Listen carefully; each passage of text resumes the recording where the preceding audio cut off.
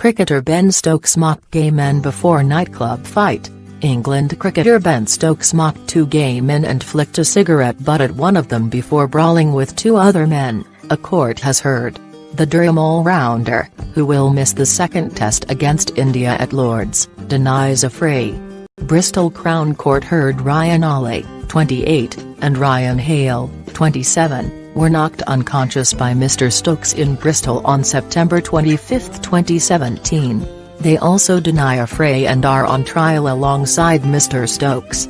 The fight outside a nightclub was a sustained episode of significant violence in which Mr. Stokes lost control, jurors were told. Nicholas Corsellis, prosecuting, said Mr. Stokes, 27, had started to attack Mr. Ali and Mr. Hale with revenge, retaliation or punishment in mind. Broken eye socket. He said, he knocked Mr. Hale unconscious and then, after time to pause for thought, to calm, he did exactly the same to Mr. Ali. Mr. Corsellis described Mr. Stokes's actions as well beyond acting in self-defense or defense of another.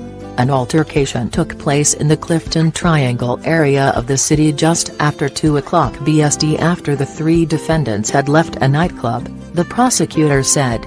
The court heard Mr. Ali had sustained significant injuries, including a broken eye socket.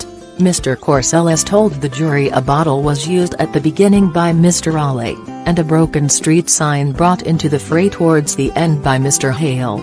The defendants had been drinking in Bargo nightclub, with the fight taking place after it closed, jurors heard.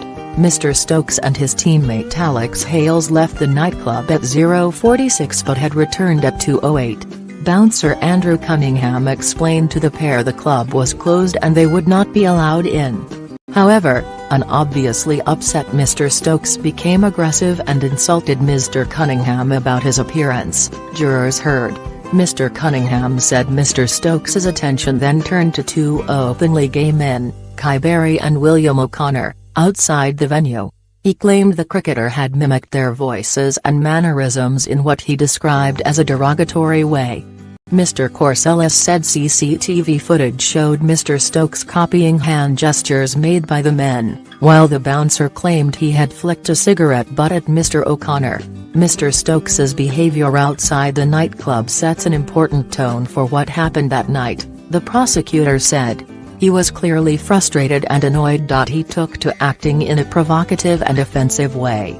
Only the defendants know precisely how the fight started, Mr. Corsellis told the court, which was shown further CCTV footage of the incident.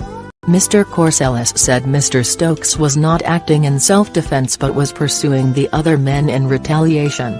Everybody except him wants it to stop, he told the jury. He said that in the footage Mr. Stokes' England teammate Mr. Hales could be heard to say, "Stokes, Stokes, that's enough." Mr. Ali said move away, and Mr. Hale said stop, stop, Mr. Corsellis told the court. Eyewitness Jess Thomas was woken up by noise from the street and frightened by seeing 5 or 6 men rolling around, the court heard. Another eyewitness, Laura Sweeney, said she saw Mr. Hale pull a metal leg from a road sign and run towards the other men. Mr. Stokes, of Castle Eden, Durham, was arrested in the early hours along with Mr. Ali, of Bristol, and Mr. Hale, of Westbury-on-Trym, Bristol. The fight took place several hours after England had played a one-day international against the West Indies at the city's county ground. The trial continues.